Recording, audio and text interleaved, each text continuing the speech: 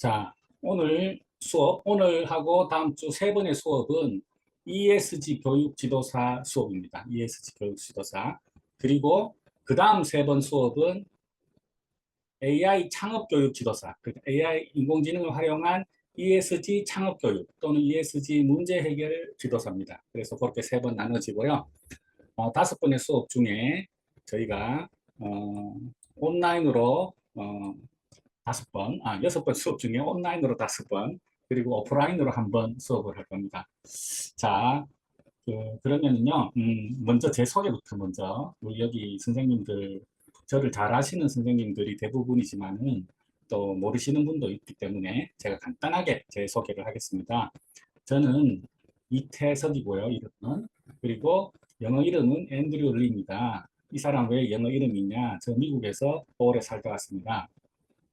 저는 사실 1999년 제가 만든 95년 제가 만든 인터넷 교육 에듀박스를 상장시켰던 그런 경험이 있고요. 그리고 2000년대 초반에 미국에 건너가서 제가 그 한국의 간호사들을 미국에 수입 이렇게 취업시키는 그런 일도 했었고, 또 간호 전문 학교를 설립을 해서 미국에서 간호대학을 운영한 경험이 있습니다. 그리고 2015년에 한국에 다시 들어가서 이렇게 VR, AR로 그 교육 컨텐츠를 만드는 회사를 하다가 코로나 때 좀 이렇게 정리를 하고 강사 선생님들과 같이 교육을 하는 진로 체험 교육을 하는 사업을 했었고요. 재작년서부터는 저희가 그 스타트업들을 발굴하고 투자하고 그리고 육성하는 사업인 엑셀러레이터라는 게 있습니다. 여러분들한테는 좀 생소하겠지만은 그 엑셀러레이터 사업을 제가 진행을 했습니다. 그래서 이것은 뭐 아무나 하고 싶다고 하는 게 아니고 어떤 자격 요건을 갖추고 자본금 규모가 되는 사람이 하는 사업인데요. 제가 주로 인공지능, 메타버스, AR, VR 교육을 하다 보니까 또 이렇게 스타트업들 그 육성하는 사업도 어떻게 좀 연관되는 것 같더라고요. 그래서 ESG 교육을 제가 여러분들한테 많이 보급을 하고 확산을 하려는 이유가 ESG 사업에 굉장히 많은 비즈니스 찬스가 있다라는 걸 알기 때문에 그런 것들을 좀 공유하고 싶어서 이 교육을 제가 강조를 하는 겁니다. 그리고 이 ESG 교육과 잠깐만요. 네, 전화가 왔네.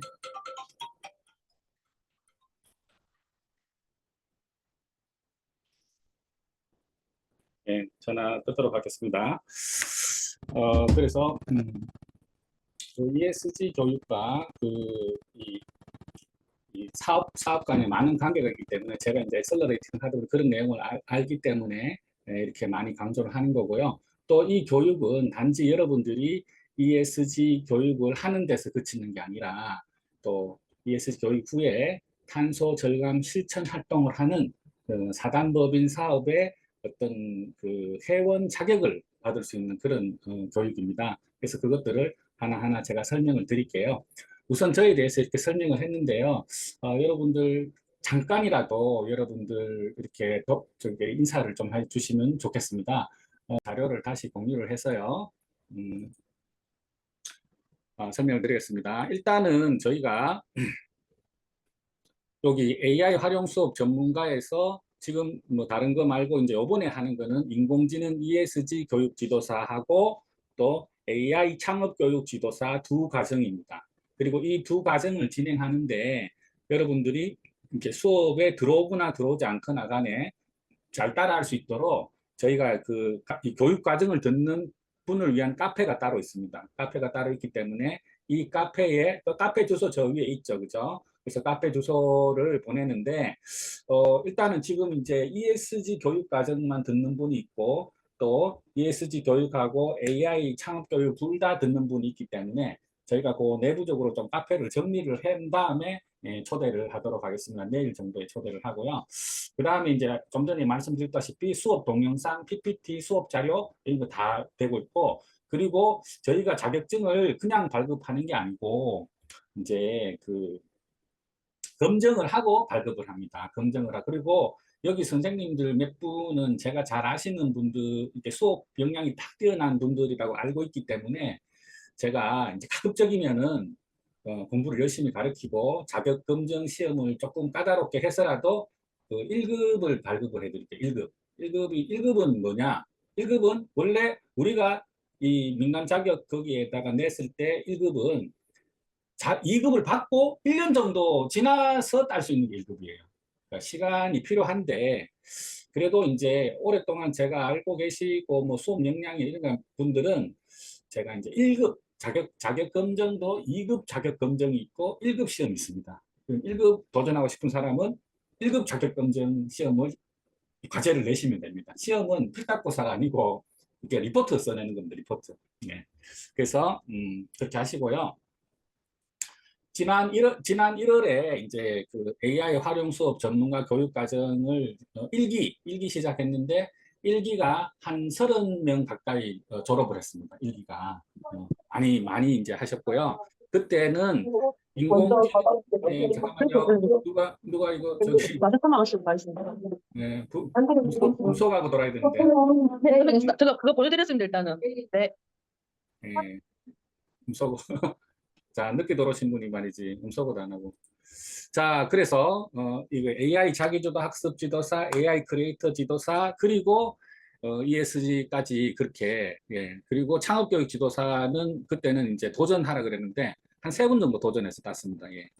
이렇게 땄고요. 그래서 각 과정별로 그 3번의 수업이 있습니다. 각 과정별로.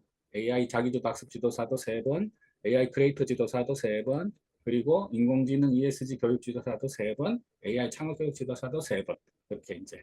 그래서 인공지능 교육 쉽게 얘기하면은 요번에 듣는 인공지능 ESG 교육 지도사는 늘봄 교실이나 방과후 교실이나 아니면은 뭐 마을 문화센터나 이제 이런 데서 하시는 게 이제 이렇게 6개월이면 6개월 이렇게 하시는 게 이제 인공지능 ESG 교육 지도사고 그 커리큘럼이고요. 그 다음에 AI 창업교육 지도사 또는 AI ESG 창업교육 지도사는 주로 캠프, ESG 캠프, 그럴 때 이제 활용되는 교육 과정입니다. 그래서 교육 과정을 마치고 검정에 통과하시면은, 물론 이제 통과할 수 있도록 제가 많이 도와드립니다. 그러면은 이제 이렇게 자격증도 드리고요. 그리고 제가 이제 이번에 두 교육 과정을 모두 신청하신 분에 대해서는 이제 이렇게 여러 가지 그 교육 자료라든지 그 다음에 이런 것들이 있습니다. 요거 제가 이제 나중에 다 이렇게 자료를 드릴 테니까, 예. 그리고 좀 전에 말씀드렸듯이 처음에 시작할 때 말씀드렸듯이 이 교육은 단지 교육에서 그치는 게 아닙니다. 이 교육은 교육 이후에 여러분들이 그린 멘토즈라는 이름으로 교육 플러스 실천 활동을 하는 그런 인재를 양성하기 위해서 강사분들을 양성하기 위해서 이 교육을 하거든요. 그래서 일단은 교육을 받고 나면은 뭐 늘봄 교실이라든지 방과후 교실이라든지 아니면 뭐 ESG 다른 뭐 ESG 이렇게 하실 수 문고 세마 문고 가서 뭐 ESG 교육 이런 거 하실 수 있고요. 그거 외에 이제 예를 들어서 학교나 아니면 마을에서 아니면 어떤 뭐 소규모 기업에서 에너지를 절감하는 그런 실천 활동, 탄소 절감 실천 활동을 하는 그런 곳에서도 여러분들이 그 실천 활동, 그게 바로 그린 멘토즈예요. 그린 멘토즈. 그래서 그린 멘토즈는 기본 역량은 ESG에 대한 이해력과 함께 그 다음에 디지털 기술이 좀 있어야 된다. AI, 챗GPT라든지 캔바라든지 뭐 AR 툴을 좀 이용할 줄 알고 또 청소년들하고 커뮤니케이션 능력도 있고 또 교육적인 능력도 있고 이런 분들이 기본 역량이고 활동을 어떤 걸 하면은 그린 스카우트 지도라든지 또 ESG 큐레이터, ESG 큐레이터는 뭐냐면은 ESG 컨텐츠를 제작하고 홍보하고 보급하는 그런 일을 하는 게 ESG 큐레이터예요.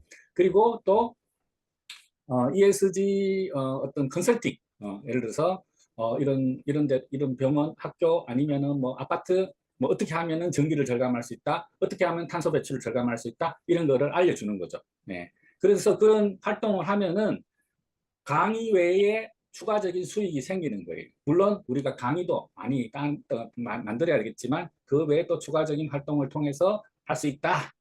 그래서 저희가 그 구체적인 틀로 이 사단법인을 제가 만들려고 하고 있어요.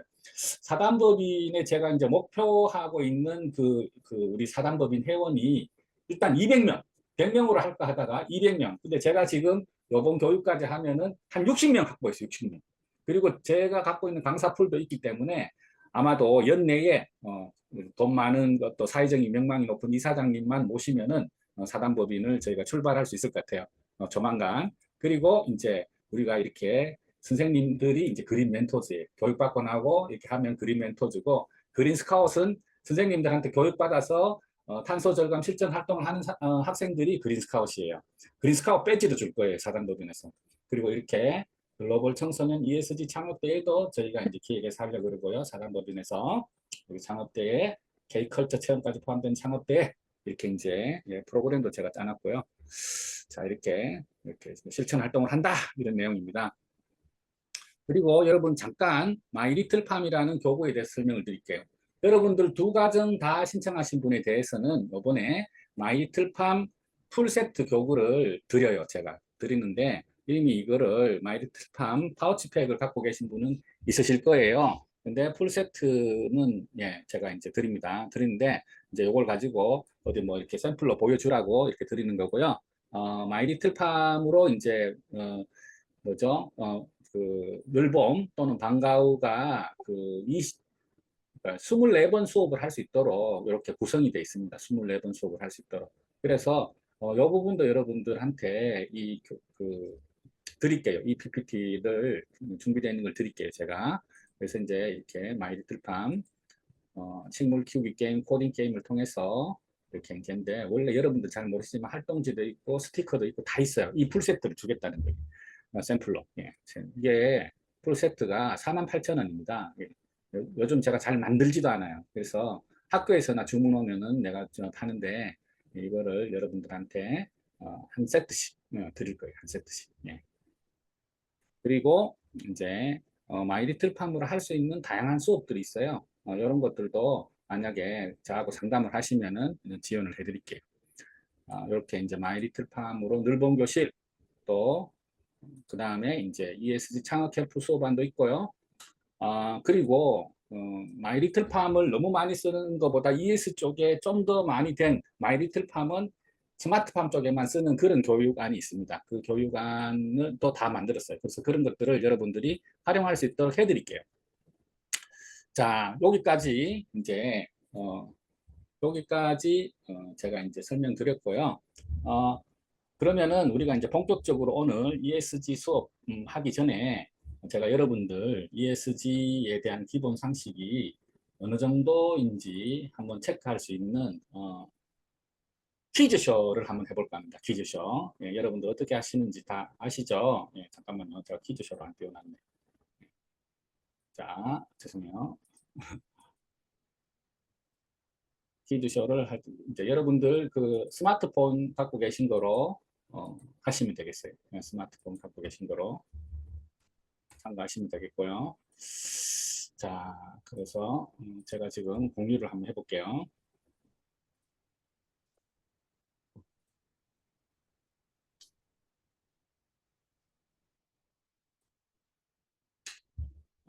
예. 자, ESG 교육 사전 테스트.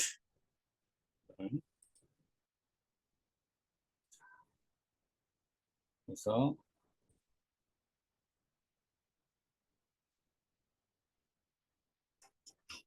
자, 여러분 QR코드로 들어오시면 됩니다. QR코드로. 예. 전화기로 이 QR코드 붙여서 들어오시면 돼요. 요거는 여러분들이 ESG에 대해서 얼만큼 상식이 있는가를 측정하기 위해서도 하는 거고, 또 다른 하나는 수업을 본격적으로 하기 전에 이거를 하면은 오히려 이해가 더 잘 돼요. 예. 예.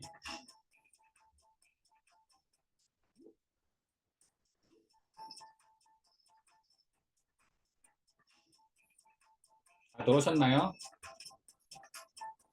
9명인데? 9명이 단가?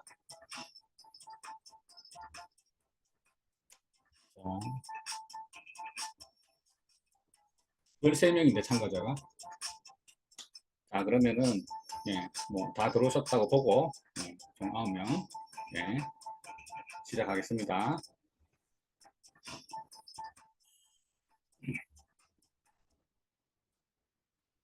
분리수거의 4대 원칙이 아닌 것은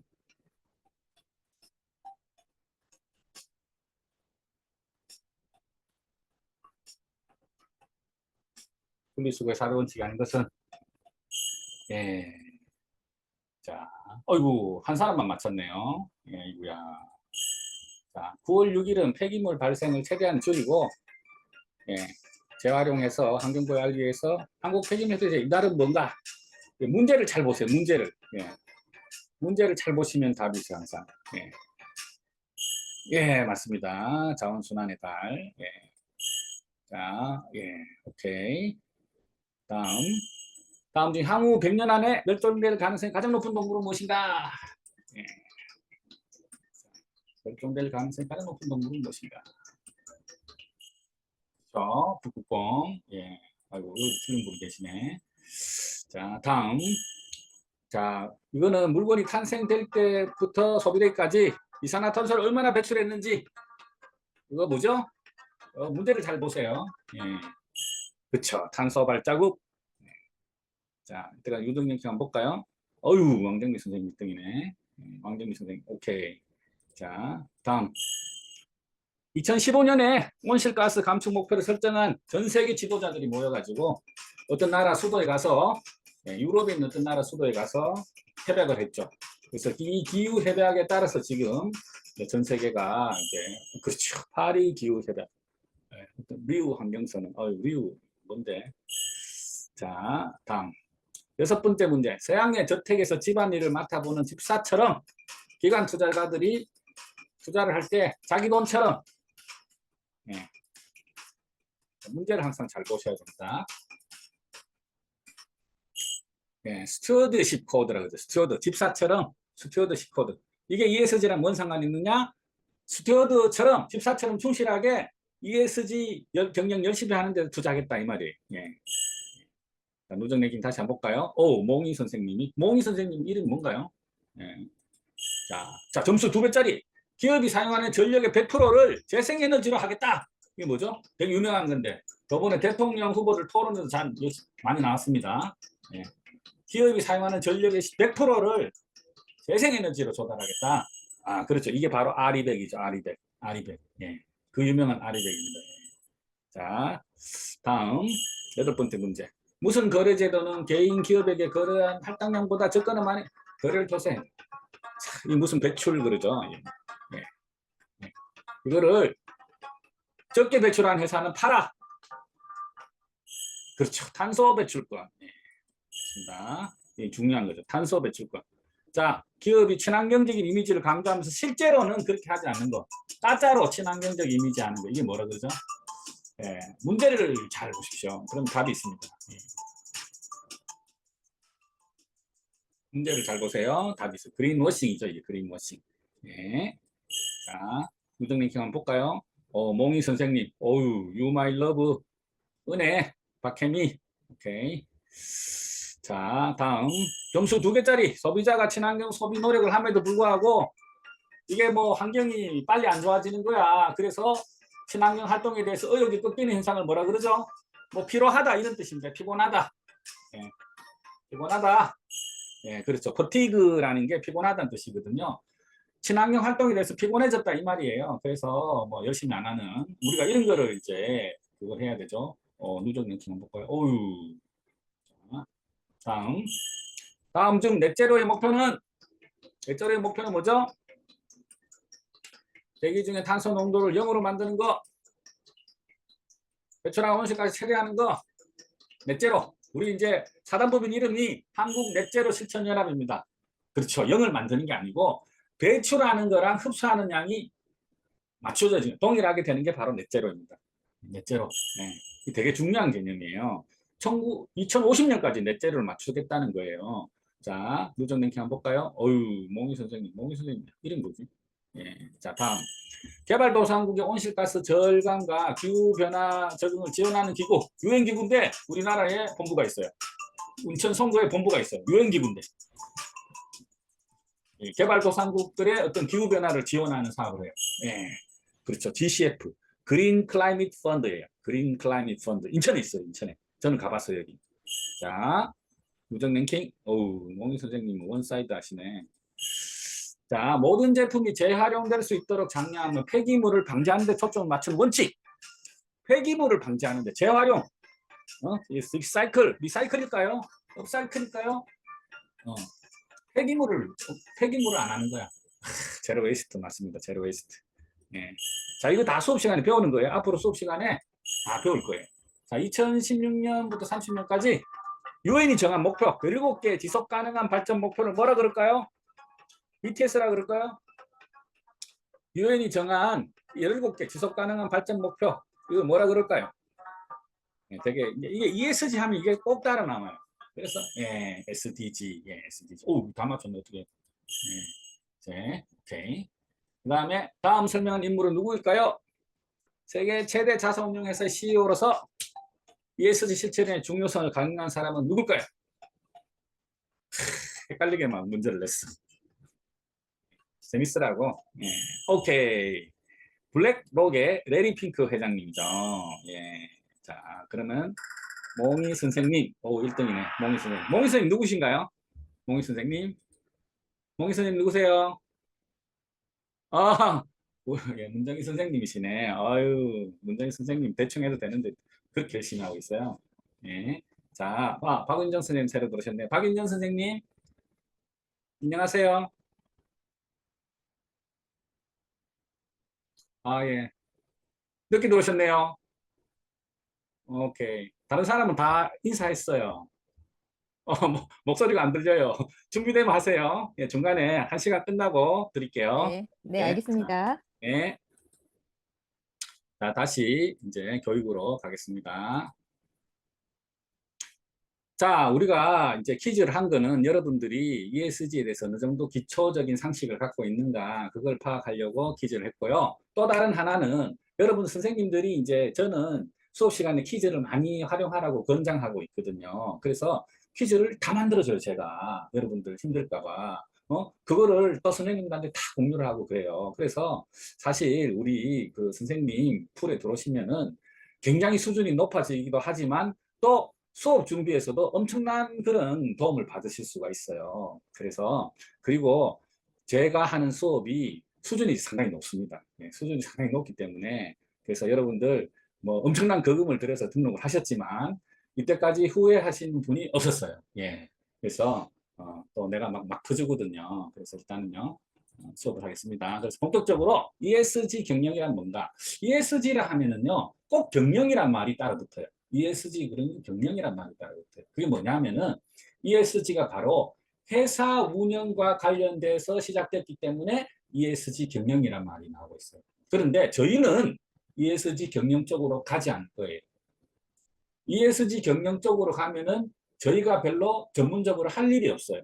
저희는 어느 쪽으로 가냐 하면은 저희는 ESG 중에서도 환경, ESG 중에서도 E 쪽에 많이 그거를 포커스를 맞출 거예요. 왜냐? E가 사실은 ESG의 한 70%를 차지해요. 그리고 환경에는 에너지, 탄소 절감 이런 부분이 연계되어 있기 때문에 선생님들이 교육 말고도 활동할 수 있는 게 되게 많아요. 그래서 제가 이제 이번에 이 선생님들한테 이 강좌를 홍보하기 위해서 그 어떤 강사분들이 많이 모여 있는 곳에 홍보를 했어요. 홍보를 했는데 이제 제가 이게 1995년부터 아니지 1993년부터 교육 사업을 했어요. 1993년부터 교육 사업을 했어요. 여기 지금 이 수업에 들어오신 분들 저하고 인연이 10년 된 분도 있고 어떤 분은 그때는 직접적으로 보지는 못했지만 2000년부터 인연이 된 분들이 있어요. 그래서 제가 사실 이 학교에 강사 파견한 사업에 제가 원조입니다. 원조. 1995년부터 그 사업을 했다면 믿으시겠어요? 예. 이 세상에 학교 가서 수업하는 걸 세상에 만든 사람이 저예요. 왜 학교에 시설이 다 있는데 거기 선생님이 가서 가르치면 안 되나?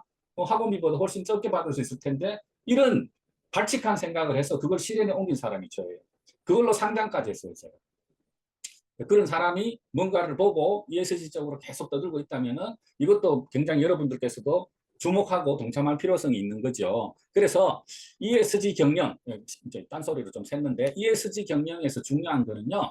ESG에서 중요한 거는 경영에서 시작됐지만 우리는 경영 쪽으로 가지 않을 거다. ESG는 3가지. 첫째, 친환경. 두 번째, 사회적 책임. 세 번째 가버넌스가 뭐냐 하면은 지배구조라는 뜻인데 투명한 경영 이런 겁니다. 이게 이 경영에서 나온 거예요. 이게 무슨 말이냐면은 예, 전통적으로는요 회사가 매출이 많거나 아니면은 수익이 좋거나 뭐 이런 거였어요. 회사가 좋다 나쁘다. 그런데 이게 그거를 이제 잘하는 회사나 못하는 회사는 뭐로 알 수 있나요? 재무제표라고 들어보셨나요?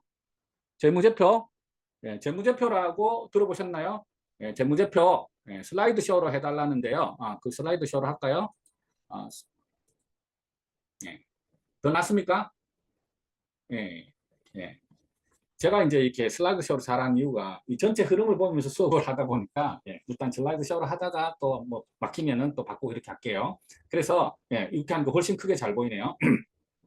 그래서 전통적인 경영 방식은 이제 이렇게 재무제표로 이렇게 표현했는데 새로운 경영 방식, 새로운 가치가 뭐냐? 새로운 가치, ESG 뭐냐? 비재무적 관점의 경영 전략. ESG는 기존의 매출, 뭐 영업, 이쪽에 해당되지 않거든요. 그런데 기업이 앞으로 지속 가능하게 계속해서 성장 발전하려면은 ESG 환경도 신경을 써야 되고 그 다음에 사회적인 책임도 신경을 써야 되고 마지막으로 투명한 경영도 신경을 써야만 지속 가능한 기업이 될 수 있다는 거예요. 그게 되게 어렵죠. 저 같은 사람은 옛날에 경영학 배울 때 그냥 재무제표만 뭐 이렇게 이게 전부인 줄 알았거든요. 기업은 매출 많고 이익 많이 내는 게 최고인 줄 알았어요. 그런데 그렇지 않다라는 거죠.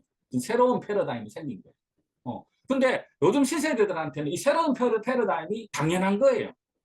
기업이 사회의 한 구성원으로서 여러분들 예, 그걸 해야 되기 때문에 이 새로운 게 되게 당연한 거예요.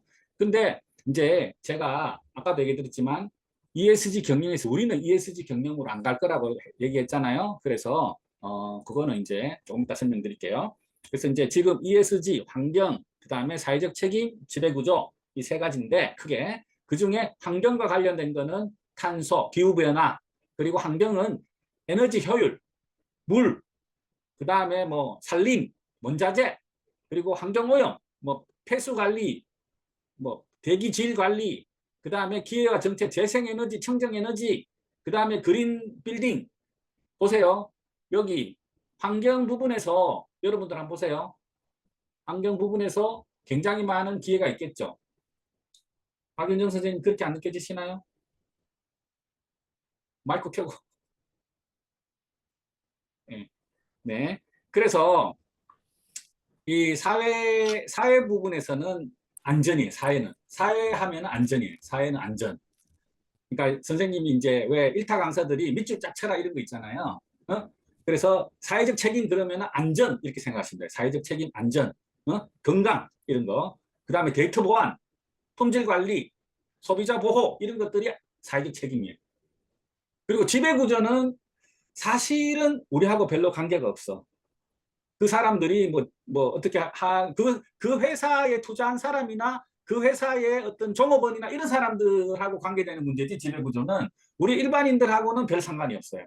그래서 이 지배구조는 사실은 조금 이제 약하고요. 특히나 제가 계속해서 강조를 그러면 우리 영상을 한번 보고 그 다음에 이제 영상을 한번 보면서 이제 여러분들 이거 한번 ESG 제가 지금 이때까지 얘기한 거를 아주 쉽게 설명한 영상을 한번 볼게요. 전 세계적으로 최근 자연재해는 물론 코로나 팬데믹으로 인해 친환경에 대한 인식이 보다 강화되었죠. 더불어 ESG에 대한 관심도 높아지고 있는데요. ESG의 개념부터 자세히 살펴볼까요? ESG는 환경, 사회, 지배구조의 약자입니다. ESG에서 E에 해당하는 세부 항목들에는 기후변화 및 탄소 배출, 대기 및 수질오염, 생물의 다양성, 물 부족, 폐기물 관리, 동식물 보호, 토지 이용, 에너지 사용, 원자재 채굴, 환경 관련 법 규제 위헌, 재활용 등이 있습니다. 기업이 친환경적인 생산, 판매, 경영을 전개한다면 우리 사회 전체에 큰 도움이 되겠죠? S에 해당하는 세부 항목들에는 고객 만족, 데이터 보호 및 프라이버시, 성별 및 다양성, 직원 참여, 인권, 노동 기준 등이 있습니다. 사회 책임이 투자에 있어 중요한 이유는 기업이 지속적인 성장을 하기 위해서는 지속적 이윤 획득이 가능한 환경이 필요하기 때문이고, 사회적 책임 경영은 단순한 기부 활동이 아닌 기업이 활동하는 물리적, 사회적 활동을 적극적으로 책임지고 관리하는 것을 의미합니다. G에 해당하는 세부 항목들에는 이산화구성, 감사위원회 구조, 부패 정도, 임원 성과, 보상 및 정치 기부금과 내부 고발자 제도 등이 있습니다. 이는 기업의 지속 가능성과 사회적으로 미치는 영향을 측정하는 세 가지 주요 요인이죠. 다시 말해 ESG 투자는 친환경적이고 윤리적이며 지배구조가 바람직한 우량 기업에 투자하는 것을 의미합니다. 또한 투자하는 기업을 선택할 때 이윤 창출뿐 아니라 사회에 미치는 영향도 함께 평가하기에 미래 세대를 위한 투자라고도 볼 수 있지요. 여러분, 이 영상 보니까 어떻습니까? ESG 개념에 대해서 쏙 들어옵니까? 네. 대답 한번 해주세요. 네. 아, 그래요? 그래서 여러분들 제가 이제 수업 자료에 영상이 있습니다. 영상이 있는데 제가 이제 자랑하려고 얘기한 건데요. 이 영상을 하나 붙이는데 제가 얼마나 많은 영상을 보는지 모릅니다. 많은 영상을 보고 그중에 짧으면서도 이해가 쉽게 쏙쏙 될 수 있는 내용으로 제가 영상을 음선했어요. 시간을 엄청나게 투자해서 만든 건데 여러분들이 이제 강의 때 이 영상을 쓰면은 너무너무 편한 거죠. 그죠? 그래서 그거 자랑하려고 이제 잠깐 얘기 드린 겁니다. 다시 공유해가지고. 자, 그래서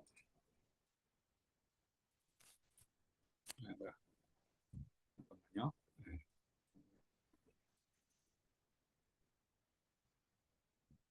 그래서 이제 ESG 경영, 아까 이제 영상에 그것처럼 투자자들이 ESG를 많이 고려하고 또 리스크 관리, 문제가 생긴 회사에 투자하면 안 되죠. 그리고 소비자 신뢰, 법적 요구 증가 이런 것 때문에 ESG 경영이 필요하다. 이건 기업의 얘기죠. 기업의 얘기. 우리는 다시 거듭해서 얘기 드리지만 ESG 경영에서 ESG는 시작했지만 우리는 ESG 경영 쪽으로 가지 않는다라는 거를 이번 챕터에 꼭 명심해 주시면 좋겠어요. 우리는 뭐로 간다고요? 우리는 환경으로 간다. 환경, 탄소 절감 이쪽으로 간다라는 거죠. 아시겠어요? 예. 자, 그거 명심해 주시고요. 그 다음에 이제 두 번째 주제, 이게 뭐가 되지? 다시요. 네. 그래서 현재 슬라이드부터 슬라이드쇼. 이거 왜 자꾸 이게 되지? 이거 참 곤란한데. 제가 이거 나중에 중간에 해결하고요. 일단은 할 수 없다. 이거는 저기 뭐지? 전체 화면이 아니더라도 이해를 해주세요. 자, 사회적 기업, CSR. 그러면은 우리가 이제 몇 가지 지금 헷갈리는 단어에 대해서 정리를 하겠습니다. 다 영어로 되어 있습니다. 세자라서 헷갈려요. 첫째, CSR이라는 게 있어요. CSR. ESG가 있고, 아까 퀴즈에 나온 SDG. 이 세 가지가 있어요. 이게 헷갈려요. 그러면 이게 이제 지금 뭐 많이 이제 얘기들 하거든요. 그래서 이런 거 딱 잘 정리한, 그것도 잘해도 저밖에 없을 거예요. 자, CSR은 뭐냐? Corporate Social Responsibility. 기업의 사회적 책임이에요. 이거는 ESG 전 단계였어요. 그냥 회장님이 돈 많이 버셔가지고 사회적으로 좋은 일 하겠다 이거예요. 재단 만들어가지고. 그게 기업의 사회적 책임이야. 삼성은 뭐가 있어요? 삼성문화재단이 있죠. 그죠? 그리고 이 재단이 또 어떨 때는 창업주가 재산을 세금 안 내고 상속시키기 위해서도 재단을 만들어요. 그래서 CSR, 기업의 사회적 책임은 주로 이미지 개선 이런 거 하기 위해서 하는 거예요. ESG하고는 근본적으로 차이가 있죠. 그래서 제가 여기 ESG하고 CSR하고 비교를 해놨어요. 그래서 CSR은 봉사나 기부, 사회공헌 프로그램, 기업의 사회적 책임이라는 거는 봉사나 기부, 사회공헌 프로그램, 뭐 장학사업 이런 거 있잖아요. 그리고 또 뭐 이런 거 오페라 같은 거 있잖아요. 문화 사업에 투자하는 거, 음악, 미술 이런 데 투자하는 거 있잖아요. 이런 게 그 기업의 사회적 책임으로 하는 거죠. 그래서 이것은 대외 이미지 개선 뭐 이런 쪽이에요. 대외 이미지. 좋은 일 많이 하는구나. 저 회사 좋은 일 많이 하는구나. 근데 ESG는 뭐야? ESG는 그런 게 아니야. ESG는 항상 이 재무 활동과 연관이 돼 있어요. 기업의 장기적인 지속 가능성 위주로 하는 거예요. 그래서 이거는 단지 소비자나 NGO 단체한테만 영향을 미치는 게 아니라 주주, 잠재적인 투자자, 투자, 경영 이런 쪽에 많이 연관이 돼 있어요. 그래서 요 밑에 제가 빨간 줄로 하나 써놨습니다. ESG 평가가 높다는 거는 ESG 평가가 좋다라는 건 단지 사회적인 평판이 좋은 기업이 아닌 리스크에 강한 기업이다. 그래서 투자받기에 좋은 기업이다. 이런 뜻이에요. ESG는 투자랑 연결된다. 이거 항상 명심하시고요. 우리는 뭐 ESG 경영적으로 가지 않을 거지만 그래도 뭐 명심하시면 되고요. 그 다음에 SDG는 뭐냐? Sustainable Development Goal 해서 UN이 정했어요. UN이 2015년에 또 무슨 일이 있었죠? 파리 기후 협약이 2015년이에요. 파리 기후 협약이 2015년이고 같은 해에 UN 총회에서 SDG도 나온 거예요. 두 개 연관이 있겠죠. 같은 해에 나왔으니까. 예, 전 세계 사람, 유엔이 전 세계 사람이, 전 세계 지도자들이 모인 게 유엔이잖아요. 파리 기후협약도 전 세계 195개국 지도자들이 이 파리 기후협약이 통과됐을 때요, 오바마하고 세계 정상들이 막 끌어안고 막 그랬어요. 감동, 이런 걸 만들어냈다. 우리가 지구를 살리기 위해서 이런 걸 만들어냈다.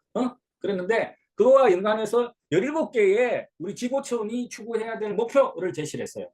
그래서 그게 이제 바로 SDG예요, SDG. 여러분들, 우리가 이제 선진국 배열에 들어서려면요, 이 SDG를 우리도 추구를 하고, 그래서 이 SDG를 통해서 국격도 높이지만 비즈니스 기회도 창출할 수 있어요. 그게 바로 선진국 비즈니스 모델로 가는 거예요. 자, 그래서 SDG하고 ESG 관계에 대해서 제가 또 정리를 해놨어요. SDG는 골, 말 그대로 목표야. 17가지 목표. ESG는 뭐야? 그 목표를 기업이 이제 이렇게 구체적인 실천 방안, 그 목표를 기업 경영에 적용하는 구체적인 실천 방안이 ESG. 그래서 SDG 목표 13에 보면은 기후변화 대응 이런 게 있어. 기후변화 대응으로 해서 SDG에서 제시하는 거는 탄소 배출을 감소해라. 탄소 배출 감소 시 기후변화 대응. 친환경 기술을 써라. 그러면 ESG는 뭐냐? 탄소 배출을 줄이기 위해서 친환경 재생에너지를 기업 경영에 쓰는 게 이게 바로 ESG예요. 그게 뭐죠? R200. 재생에너지로 기업의 에너지원을 쓰겠다는 게 R200이 R200. 너무너무 중요한 개념이에요. 그 다음에 SDG 목표 12는 책임 있는 소비와 생산이에요. 책임 있는 소비와 생산. 그래서 선진국이라 해서 너무 많은 소비를 하는 거라든지 그 다음에 또 생산도 막 후진국을 막 쥐어짜가지고 그런 걸 공정무역이라 그러잖아요. 그렇게 하지 말고 공급망 관리, 에너지 효율, 폐기물 최소화 이런 게 바로 ESG인 거죠. 자, 여기서 우리가 기업이 결국은 이런 목표를 달성하기 위해서 필요한 것들이 있어요. 그걸 이제 우리가 하자는 거고, 여러분들이 공부를 통해서 그 내용을 이해를 하고 그 내용을 토대로 여러분들이 전문가로서 교육뿐만 아니라 컨설팅을 하는 거지. 여러분, 교육자는 반틈 전문가예요. 반틈 전문가. 진짜 전문가는 아니고, 진짜 전문가는 그 사업을 하는 사람이라든지 교수가 진짜 전문가, 연구한 사람이 진짜 전문가고, 교사는 뭐냐, 강사는 뭐냐, 반틈 정도는 전문가야. 그렇기 때문에 실제로 문제 해결은 못하지만 문제 해결을 하려면은 이렇게 하시면 돼요라고 컨설팅을 해줄 수 있어. 에너지를 절감하시려면은 이런 거를 한번 해보세요라고 얘기할 수는 있어야 돼. 가정의 에너지를 줄이고 싶으세요? 가정의 전기세를 줄이고 싶으세요? 그럼 이렇게 하시면 돼요. 병원의 전기세를 줄이고 싶으세요? 이렇게 하시면 돼요.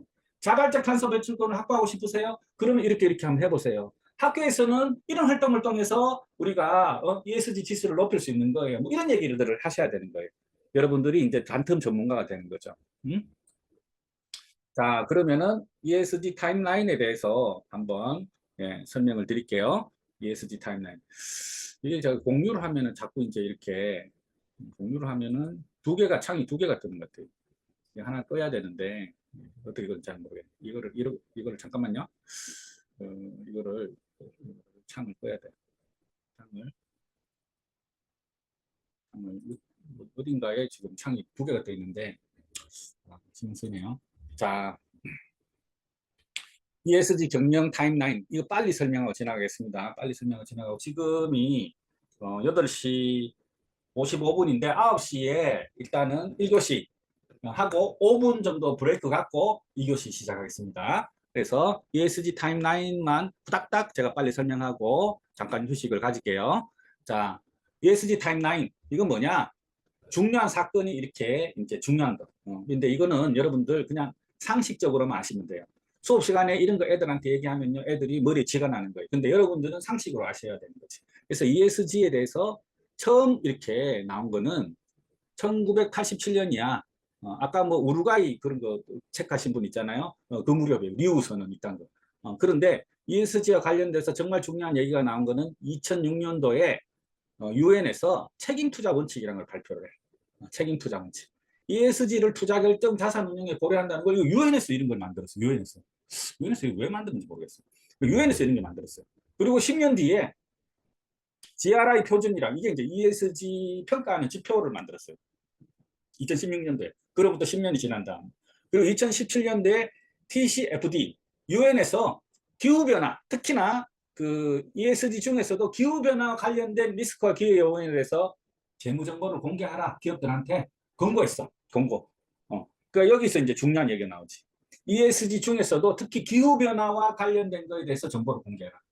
기후변화와 관련돼서 너네 회사가 신재생 에너지를 쓰고 너네 회사가 에너지를 절감시키고 너네 회사가 탄소 절감을 하는데 어떤 노력을 하고 있으며 그거에 대해서 비용이 들 텐데 너네 회사가 그걸 다 감당할 수 있는지 이런 거를 재무정보로 밝히라는 얘기예요.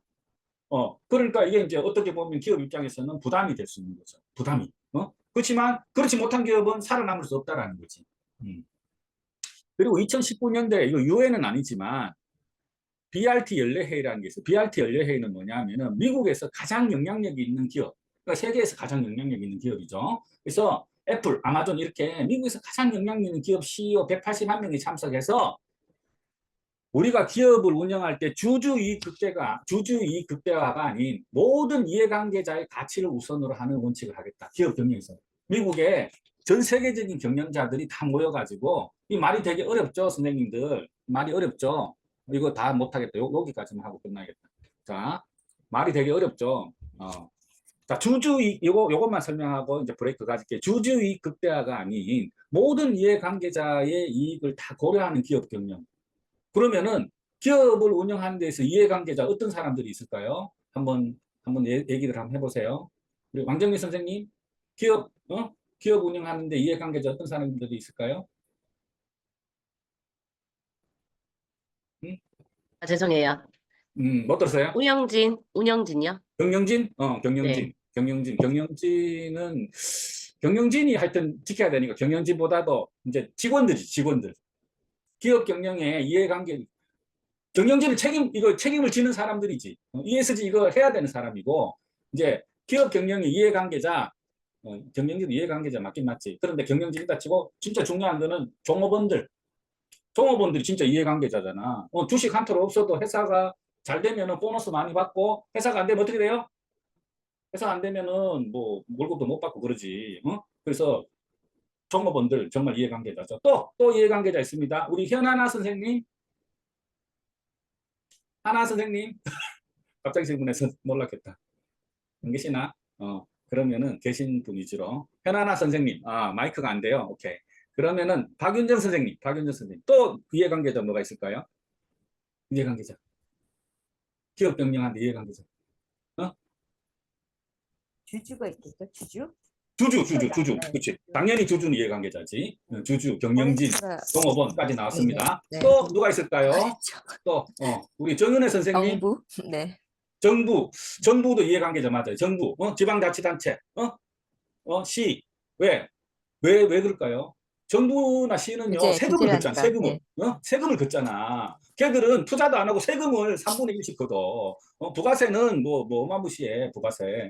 자, 정은혜 선생님, 그 말은 또 있어. 또. 정은혜 선생님, 또.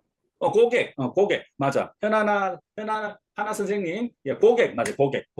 고객도 대단한 이해관계자, 고객도. 그리고 또 있어. 또. 거래처. 거래처. 협력업체. 맞아요. 협력업체도 이해관계자야. 맞아요. 협력업체. 또, 정은혜 선생님, 또 있어. 또. 정은혜 선생님, 어디 갔어요? 어디 갔나 보네. 하윤정 선생님, 또. 김해. 하윤정 선생님? 모르겠어요? 하윤정 선생님, 계셨네. 자, 지금 기업 이제 다 나온 거 경영이 아닌가요? 다 나온 거 아니야? 다 나왔어요? 다 나왔어요? 시민단체요. 집니다. 시민단체. 시민단체. 감시와 비판. 시민단체 이해관계자라고 하기 좀 그렇고. 근데 어쨌든 그분들은 지역사회 일원이지. 지역사회, 소비자, 뭐 이런 사람들이죠. 시민단체는. 자, 그래서 지금 이제 옛날에는 있잖아. 예전에는 기업이라 그러면은 주주가 제일 대빵인 줄 알았어요. 그 기업의 목적이 주주들한테 이익을 많이 주기 위해서, 그게 기업의 목적. 우리가 경영학에 그래서 배웠어요. 그렇게 매출을 많이 키우고 이익을 많이 낸다. 이게 이제 기업의 목적이었는데 지금은 달라졌어요. 그러니까 미국에서 전 세계적으로 제일 큰 회사의 CEO들이 회의에서 2019년, 지금으로부터 6년 전에 회의에서 선언을 한 거예요. 이제 기업은 주주 이익의 극대화가 아닌 기업의 이해 관계자들. 지금 제가 얘기한 거 있잖아요. 우리가 지금 얘기한 거 있잖아요. 지역사회, 정부, 협력업체, 또 뭐죠? 소비자, 종업원들의 이익을 골고루 챙겨야 된다. 이 말이에요. 이게 완전히 기업 경영에 있어서는 프랑스 혁명 같은 얘기예요. 여러분들 프랑스 혁명 알죠? 왕정을 끝내고 공화정, 민주주의 시작이 바로 프랑스 혁명이잖아요. 마찬가지로 기업 경영에 있어서 프랑스 혁명 같은 게 바로 이 브렌트 BRT 총회에서 선언한 거예요. 이제 기업은 더 이상 주주 이익의 극대화만 투자하지 않겠다. 대단한 거죠. 그래서 이제 여기까지가 ESG에 대한 일반적인 얘기예요. 일반적인 얘기. 근데 거듭 여러분들에게 얘기하지만 우리가 ESG 경영 쪽으로 가면은 뭐 할 게 없어요. 우리가 무슨 경영학 박사도 아니고 ESG 뭐 진짜 박사도 아니고, 그죠? 우리는 어디로 간다? 환경. 우리는 환경. 네, 우리는 환경으로 간다.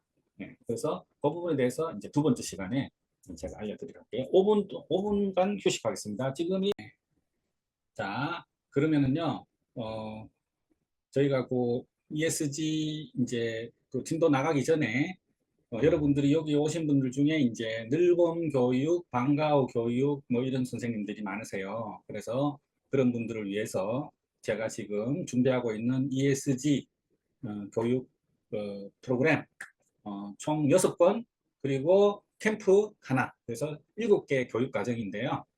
그거를 제가 보여드릴게요. 그거를 제가 보여드리겠습니다. 그래서 하나씩 이거 다 여러분들한테 다 공유할 거예요. 자, 첫 번째 교재가 이건 3권이네. 시리즈 이름이 지금 가칭 AI와 함께하는 ESG 미래학교예요. 시리즈 이름이. 그래서 여기 3권은 탄소 절감 실천 편이. 탄소 절감 실천. 네. 그리고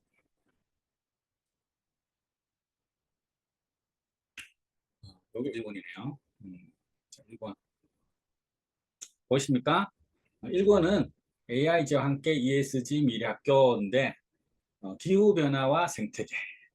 그래서 이렇게 이제 이 모든 프로그램이 스토리가 있어요. 이 ESG와 관련된 재미있는 스토리를 가지고 이렇게 ESG와 관련된 재미있는 스토리를 애들한테 얘기해주고 그것과 관련된 이제 이런 설명 이렇게 가게 그렇게 구성이 되어 있어요. 첫 번째 이런 식으로 구성이 되어 있어요. 그래서 요게 이제 첫 번째. 그리고 두 번째가 기후변화와 탄소 절감, 기후변화 생태계지, 기후변화와 탄소 절감, 이게 두 번째예요. 이게 두 번째. 네, 맞네요. AI와 함께하는 ESG 미래학교 기후변화와 탄소편. 그래서 여기도 역시 이렇게 재밌는 얘기. 그래서 지구가 뜨거워지는 이유, 온실가스는 뭔지, 탄소 발자국은 뭔지 이렇게 이제 이렇게 설명이 돼 있어요. 설명이 돼 있고, 그 다음에 이제 또 세 번째는 탄소 절감 실천. 탄소 절감 실천. 그래서 푸드 마일, 촉복 국회 여행 뭐 이런 게 있어요. 푸드 마일.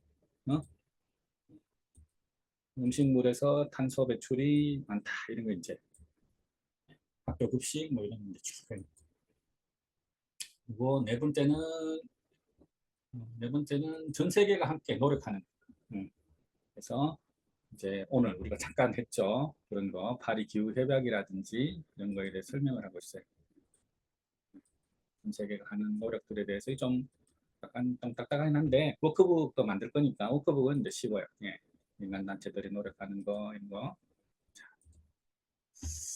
그래서 이제 5권, 6권, 5권은 뭐 이제 그거고 5권은 식량위기. 예, 식량위기. 여기에 이제 우리 마이 리틀 팜을 실습 교구로 써요. 그러니까 원래 만든 거에는 마이리틀팜 원래 만든 마이리틀팜 ESG 프로그램은 마이리틀팜을 매번 썼는데 이제 새로 만든 ESG 프로그램에서는 마이리틀팜이 한 과정에만 들어가 있는 거예요. 전체 6과정 중에 한 과정에만. 그래서 나머지 이제 스토리 그리고 뭐 이런 것들 많이 넣었어요. 그래서 아주 그냥 괜찮은 재미있으면서 괜찮은 교육 과정으로 제가 준비하고 있습니다. 그래서 여러분들이 이 교육을 마치고 나서 ESG 수업이 있다 그러면은 교육 과정안을 딱 제시를 해가지고 수업을 하시면 되는 거예요. 아시겠어요? 그리고 우리가 또 학교 이미 있는 수업도 하지만 없는 수업도 만들어내서 이제 여러분들하고 같이 수업을 할 거예요. 그러기 위해서 저희가 사단법인을 만들려고 하고 있어요. 예. 그래서 우리가 사단법인을 만들려고 하고 있고, 여러분들은 거듭해서 얘기하지만은 이제 이 사단법인에 여러분들이 회원이 될 거예요. 싫다면 할 수 없지만은 나 사단법인의 회원이 될 자격이 돼. 회비를 내야 되거든. 월 10,000원씩. 그런데 이 교육비를 냈잖아요. 그러니까 1년치는 이미 낸 거예요. 1년치는 이미 내서 1년 동안은 회비가 없어. 그리고 1년 동안 약속대로 일자리도 많이 안 주고 뭐 별로 재미가 없어. 그러면은 2년 차에서는 회원을 안 하면 돼. 괜찮죠, 그죠? 그래서 이제 그런 식으로 될 거다. 자, 그러면 다시 우리가 교육을 하도록 하겠습니다. 그래서 이제 아까 우리가 타임라인 설명하다가 이제 그거 됐어요. 그래서 슬라이드 쇼. 예. 중간에 제가 떴습니다. 아까 떴던. 그래서 환경 문제와 관련해서 중요한 협약들. 요거는 애들 교육에는 필요 없지만 여러분들이 전체적으로 이해를 하기 위해서 이게 이제 필요해서 여러분들 상식, 런던 협약부터 시작해서 몬트리올 어정서, 그 다음에 바젤. 한국이 가입한 게 있고 안 가입한 게 있어요. 바젤은 유해 폐기물. 근데 중요한 건 빨간 거 해놓은 게 중요한 거예요. 유엔 기후 방지 협약. 리우. 아까 그 리우 선정하신 사람 있잖아요. 리우 찍으신 분 있더라고. 여기 리우 협약이 리우 협약. 유엔 기후 방지 협약. UNFCCC. 요거 많이 나옵니다. 브라질 리우에서부터 온실가스를 배출하자 하는 게 이게 리우 협약이에요. 그리고 교토 오정서라는 게 있어요. 97년도. 92년도 브라질 리우, 97년도 일본의 이제 교토. 교토는 탄소 배출권을 사고 파는 시장 시스템이 처음 나온 게 바로 교토 오정서예요. 그래서 이렇게 탄소 배출권 사고 파는 거 하면 교토 오정서. 파리 기후협약이 이제 신기후협약이죠. 지금 현재 우리 기후협약 2015년도 파리에서. 그래서 이제 파리 기후협약. 그리고 그거를 꺼야 돼. 저를 꺼야. 여기 잠깐 꺼져. 꺼야 돼. 예, 꺼졌어요. 자, 그러면은 공유를 할게요. 공유를. 그리고 이제 파리 기후 협약하고 교토 오정서하고 비교하는 표가 있어요. 그래서 이제 파리 기후 협약은 지구 온난화 억제에 대해서 구체적인 목표를 제시를 했고요. 1.5도씨 이상. 1.5도 지금부터 1.5도. 근데 우리 지금 벌써 0.8도가 올랐어. 그러면 우리 마지노선은 0.5, 0.5나 0.7밖에 없는 거야. 그리고 선진국뿐만 아니라 개도국, 가난한 나라 모든 국가로 이게 이제 확대가 되는 거고요. 그래서 이제 이 개도국에 대한 자금 지원이 확대, 이런 게 사실 중요합니다. 사실 개도국에 대한 자금 지원이 확대되면서 또 이제 그게 있어요. 여러 가지 사업 기회가 있어요. 그래서 이제 파리 기후협약에 대한 영상 여기 제가 붙여놨는데, 요거는 넘어가도록 하겠습니다. 여러분들한테 제가 자료를 줄 때 PDF로 주는 게 아니고요, 파워포인트 PPT로 줍니다. 요거 열어보실 수 있어요. 그래서 그렇게 하고, 그 다음에 이제 여기 이제 제가 나오는데, ESG 경영에서 제일 중요한 게 바로 기후변화입니다. 기후변화. 왜 제일 중요하냐? 왜 제일 중요하냐? 결국은 기업 경영 활동이 환경에 직접 또는 간접적인 영향을 미치고 있고, 환경 파괴나 온실가스 배출 등이 지구온난화를 가속화시키기 때문에 결국 주범이 기업 경영 활동이라는 거지. 지구가 뜨거워지는 주범이. 그래서 이제 ESG 경영에서 제일 중요한 부분이 환경 문제다. 환경 문제다. 요거를 여러분들께서도 이제 명심하시면 좋을 것 같아요. 그리고 이제 하나 또 된 거는 2015년에 왜 2015년까지 왜 1.5도를 하느냐? 1.5도 넘어서면은 지구가 더 이상 회복력을 가질 수가 없는 거예요. 근데 여러분, 그러면 우리가 이제 1.5도구나 이렇게 생각하시면 안 되는 게 벌써 0.8도 정도 올랐어요. 우리나라는 1.4도가 상승했대 벌써. 우리는 지금 마진이 없는 거예요. 정말 심각한 상황이고요. 그 다음에 이거 제가 최근에 본 건데 오늘 내가 이제 수업 준비하면서 추가했어요. 30년 앞당겨진 유럽의 폭염. 2050년 우리가 지금처럼 하면은 2050년이 되면은 유럽이 불덩이가 돼라고 2년 전에 얘기했어요. 그런데 30년 그 2050년이 아니라 지금 벌써 이렇게 된 거예요. 여러분들 이거 47도 포르투갈 스페인 47도 여러분 47도에 살 수 있겠어요? 못 살죠. 그래서 지금 이렇게 유럽이 더워진 이유는 뭐냐? 열돔 현상 때문에. 열돔 현상. 열돔 현상이 뭐예요? 열돔 현상이 바로 온실가스 때문에 돔처럼 공기를 지면에 가둬두는 그런 현상이 온실가스 때문에 열돔 현상. 이것 때문에 어마무시하게 더워지는 거예요. 그래서 우리가 이제 그리고 탄소 중립이란 말하고 넷제로라는 말이 있어요. 탄소 중립보다는 넷제로가 좀 더 포괄적인 개념인데요. 그게 무슨 뜻이냐면은 탄소 중립은 이산화탄소 배출량을 0으로 만들겠다라는 개념이고요. 넷제로는 모든 온실가스 배출량을 0으로 만들겠다. 그리고 넷제로는 배출되는 거하고 또 줄이는 거하고 이렇게 상계. 그래서 더 이상 온실가스 배출이 안 나오는 거지. 0이 되는 거예요. 이걸 2050년에 달성하겠다는 거예요.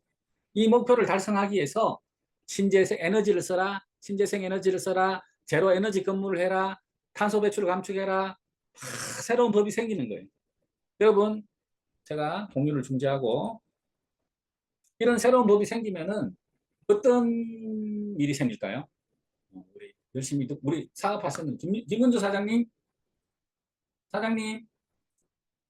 어디 가셨어요? 어디 가셨나 보네. 그러면 우리 안녕하세요. 예, 사장님. 예, 사장님. 안 가셨구나. 열심히 듣고 있어요. 열심히 듣고 있어요. 예, 재밌어요? 듣고 있는데 지금 머릿속에 들어오질 않아? 머리가 아. 복잡해요. 그럼 내가 대전에 찾아가서 음. 내가 앱도 서비스 해드릴게요. 그런데 감사합니다. 네. 네. 그런데 자, 요번에 참 잘 된 게 전북에서 들어오셨어요. 전북에서. 우리 박윤준 선생님 지역이 어디죠? 충청도인가? 저는 용인 수지입니다. 경기도시네. 경기도 용인 수지. 수도권이시네. 그런데 여기 여러 지역에서 오셨어요. 여러 지역에 네. 오셔서 난 너무 기분 좋고요. 그 다음에 이제 사장님 그럼 질문. 우리가 이렇게 막 그 어떤 법규나든지 어떤 이런 기후 변화나 탄소 저감하기 위해서 막 이제 법이나 제도가 막 생기면은 이게 사업 기회가 생길까요? 아니면 사업 기회 뭐 어떻게 될까요? 새로운 것들이 또 생기겠죠. 새로운 지금 새로운 네. 사업기회가 생기는 거예요. 새로운 사업기회. 그러니까 대표님이 지금 하시는 것처럼 이게 새로운 일이 사업기회가 생기는 거예요. 새로운 사업기회. 내가 우리 강사 선생님들한테 가장 자주 하는 얘기가 뭔지 아세요? 선생님들 강사하려고 세상에 태어난 거 아니잖아요. 어떻게 하다 보니까 강사가 된 거 아닌가요? 그죠? 강사하려고 세상에 태어난 게 아니야. 어떻게 하다 보니까 강사가 된 건데, 그런데 만약에 강사를 하면서 좀 더 전문성을 가지고 그 강사와 연장선상에서 뭔가를 할 수 있다면은 좋지 않겠냐라는 게 제 생각이에요. 저는 평생을 강사 선생님들하고 같이 사업을 한다. 평생을. 내가 철들고 몇 살 때부터? 27살 때부터. 제가 지금 60인데 60 저는 보이나요? 60인데 이렇게 오랜 세월 동안 제가 선생님들하고 수업을 했어요. 그래서 제가 누구보다도 이 선생님들 마음을 잘 아는 거예요. 그래서 어떻게 하면은 저희는 또 선생님들이 많이 같이 일을 해야 잘 되는 거잖아요. 그러니까 어떻게 하면은 선생님들이 나랑 같이 많이 일을 할 수 있을까? 내가 기본급을 주는 것도 아닌데 그러면은 일자리를 많이 줘야 된다. 결론은 일자리를 많이 줘야 된다. 또 일자리 중에서도 좀 더 수익이 좋은 일자리를 많이 줘야 된다. 이게 나의 이제 생각이지. 너무나 간단한 생각이지만 그렇게 못하는 사람들이 대부분이지. 근데 저는 이제 그거를 바로 ESG에서 찾습니다. ESG. 그래서 여러분들께서도 내가 이렇게 계속 반복해서 얘기하는 거를 기다려 두시고 우리 김문주 사장님처럼 잘은 모르겠지만 하여튼 뭐 그런 것 같아. 이런 것도 되게 좋은 거예요. 그래서 집중해서 들으시면은 이제 조금씩 알게 될 거예요. 자, 다시 공유를 해서 자, 기후변화와 ESG. 그래서 이제 자, 아까 이거 설명했죠. 1.5도도 설명했고, 그 다음에 이제 유럽이 지금 그리고 탄소 중립과 넷제로, 탄소 중립과 넷제로에 대해서도 설명을 했습니다. 넷제로는 배출되는 거, 그 다음에 흡수하는 거 제로로 만들겠다. 온실가스 배출량을 없애겠다. 이게 파리 기후협약에 2050년까지 도달하겠다. 이 목표예요. 그리고 탄소 국경세라는 게 있어요. 탄소 국경세. 지금 이제 내년부터 EU에서 하겠다는 내년부터 EU. 유럽이 이렇게 더우니까, 유럽이 이렇게 이 살 수 있겠습니까, 여기에? 유럽이 이렇게 더우니까 탄소 국경세 강력하게 지금 할 거예요. 유럽이 이렇게 더우니까 탄소 국경세. 예? 그래서 제가 볼 때는 이제 선택의 여지가 없다. 유럽은 그런 얘기고. 자, 그러면은 탄소 국경세 좀 어렵잖아요. 탄소 국경세. 이제 이게 유럽보다 탄소를 많이 물건을 제조한 탄소를 많이 배출한 나라에서는 세금을 더 내라 이 말이에요. 그래서 내년부터 이게 본격화될 것 같은데요. 여러분, 요거는 같이 한번 탄소 국경 조정제도 이렇게 잘 설명한 게 있으니까 같이 한번 볼게요. 같이 한번.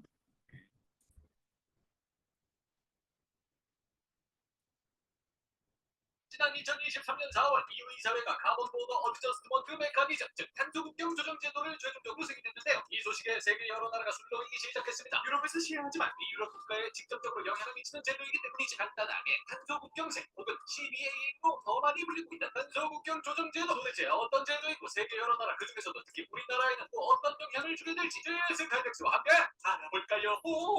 탄소 국경세는 2030년까지 유럽 연합 소속 국가의 평균 탄소 배출량을 1990년에 55% 수준까지 줄여 기후 위기에 대응하려는 비포 55 입법 패키지의 주요 내용 중 하나인데요. 탄소 배출 규제가 상대적으로 느슨한 국가의 제품을 수입할 때 부과하는 사실상 일종의 추가적인 관세라고 할 수 있지. 유럽은 제품 생산 시 탄소 발생량에 대한 규제가 강력한 편인데, 따라서 유럽에서는 탄소 감축을 위해 이전보다 비용을 많이 들여 제품을 생산하게 되고, 이 때문에 유럽산 제품의 가격 경쟁력이 다른 국가에서 생산한 제품에 비해 떨어질 수 있지. 그리고 유럽 내 탄소 배출원이 규제가 적은 나라로 이동하는 탄소 노출 현상이 나타나 규제의 실질적인 효과가 감소할 수도 있습니다. 이를 해결하기 위해 등장한 탄소 국경세. 탄소 국경세는 유럽연합의 규제 수준보다 더 많은 양의 탄소를 생산 과정에서 배출하는 제품이 유럽 지역으로 수입될 때 유럽 탄소 배출권 가격을 기준으로 부과되는 세금이죠. 즉 탄소 배출량을 기준으로 유럽 내에서 생산한 제품과 수입 제품이 공정하게 경쟁할 수 있도록 하자는 것이 탄소 국경세의 기본 취지입니다. 유럽을 대상으로 수출하는 많은 기업과 국가들은 이거 도입되면 당장 유럽에 수출하기 어려워지는 거 아니야 하는 걱정이 들 수도 있는데요. 제도가 처음 도입되는 2023년 10월부터 2025년 말까지는 전환 기간으로 세금은 부과하지 않고 탄소 배출량 보고만 의무화된다고 해요.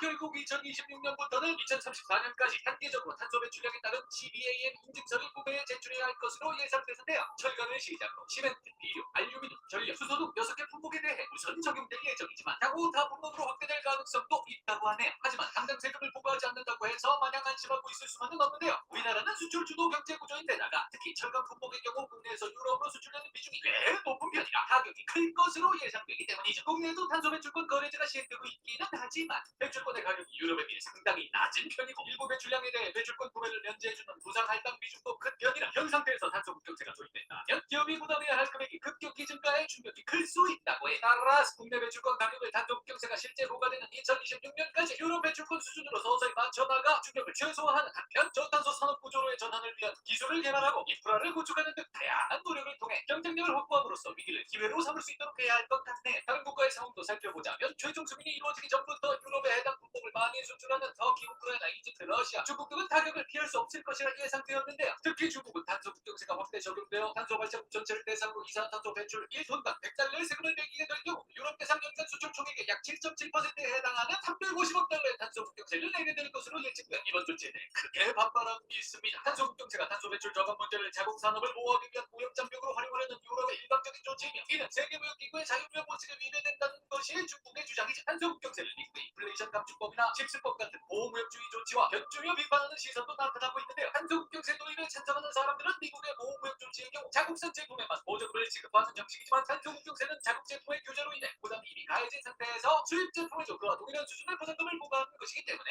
엄연히 다르다고 주장합니다. 게다가 기후위기가 생존의 문제로 삼켰다고 전 시점에 여전히 많은 국가가 말만 앞세울 뿐 탄소 감축을 위한 실질적인 노력을 충분히 하고 있지 않기 때문에 이러한 경제적 제재가 꼭 필요하다는 입장이죠. 하지만 유럽보다 산업화가 늦은 개발도상국에도 유럽과 동일한 수준의 탄소 감축 책임을 지우는 것은 형평성에 어긋난다는 주장도 제기되고 있는데요. 따라서 개발도상국의 탄소 감축 기술과 인프라를 지원하는데 탄소국경세로 징수한 금액의 일부를 반드시 재투자해야 한다는 의견도 힘을 얻고 있습니다. 이렇듯 탄소국경세에 대한 의견은 다양하지만 이미 해당 법안은 최종 승인이 완료된 상태이고요. 유럽 외 미국 역시 비슷한 제도를 도입하겠다는 뜻을 내비친 적이 있는 만큼 이번 움직임을 계기로 다른 나라에서도 비슷한 제도를 도입할 가능성을 배제할 수 없습니다. 따라서 현 상황에 발빠르게 적응하기 위한 노력이 아주 중요할 것 같은데요. GS 카텍스 역시 미래를 이끌어나갈 에너지 기업으로서 전통적 네.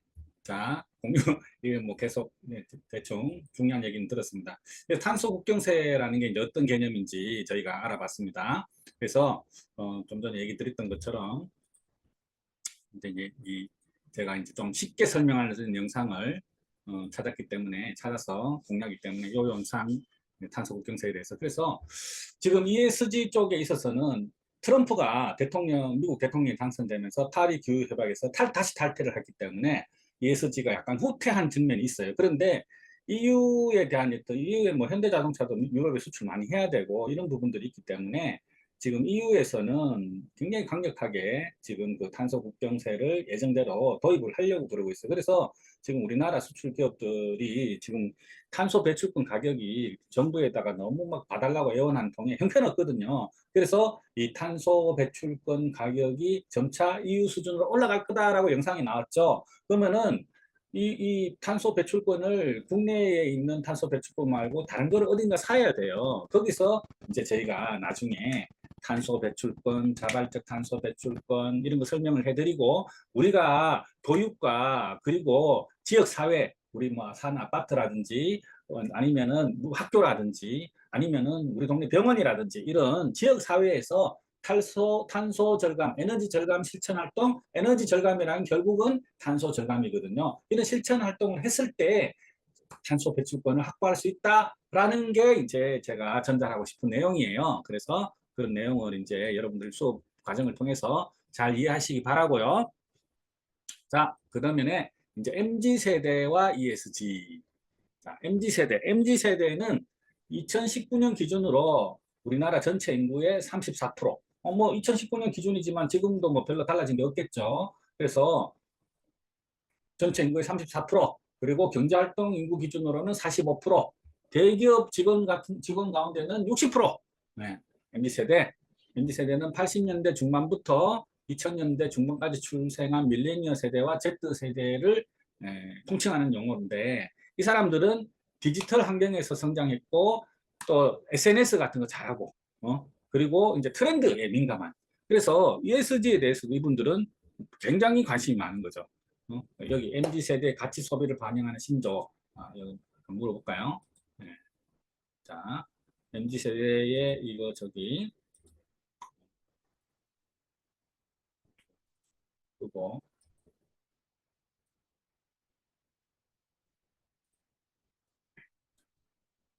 네, 안 된다. 자, 안 되겠네.